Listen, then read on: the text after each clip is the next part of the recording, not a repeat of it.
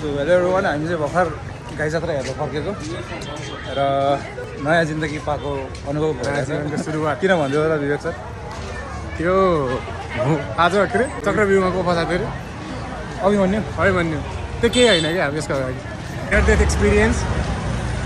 छाती धन्न फुटेन मान्छेको, कति मान्छे पिचिए, कति मान्छे लड्यो, कति बेहोस भए।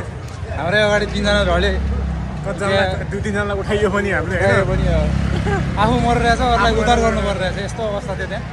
र हामी कसैले पनि लाइक जो बच्चा वृद्ध होइन उनीहरूलाई र जुन पनि अलिकति कमजोर फिजिक भएकोहरूलाई चाहिँ दत्तात्रेयमा गएर चाहिँ गाइजात्रा राति हेर्न चाहिँ रिकमेन्ड गर्दैनौँ, किनभने एकदमै रिस्की हुन्छ। बरु घरबाट लाइभ हेरौँ, रेस्टुरेन्टहरूमा बसेर हेर्नु माथि गएर चाहिँ हेरौँ, तर तल बसेर चाहिँ नहेरौँ यार कहिले पनि। हामी यत्रो जेन बनाएर पनि त झन्डै झन्डै मरि बसेर आएको छौँ यहाँ।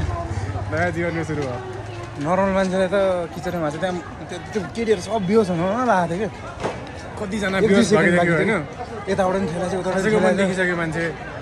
उता यो माथि पेटीको मान्छेले उताबाट घचाले चाहिँ उनीहरूलाई पनि त बाँच्ने इच्छा त हुन्छ नि त, उनीहरूलाई पनि ठिच्या छ। उताबाट तपाईँको भैरवको टाँखामा चाहिँ आएको छ।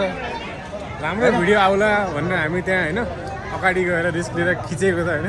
भिडियोको कसलाई मतलब कि अलिकति ढकल्ला जस्तो लागेको थियो। पछि त छाती च्यापेर मर्नै लागेको थियो कि कस्तो त्यो डायफ्राम हुन्छ नि यो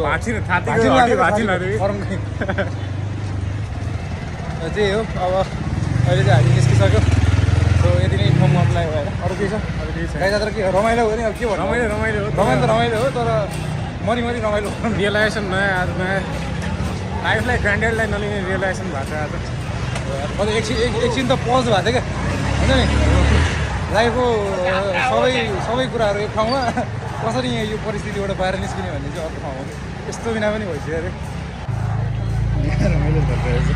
एनिवेज र अहिलेको लागि यतिमै रोकौँ होइन।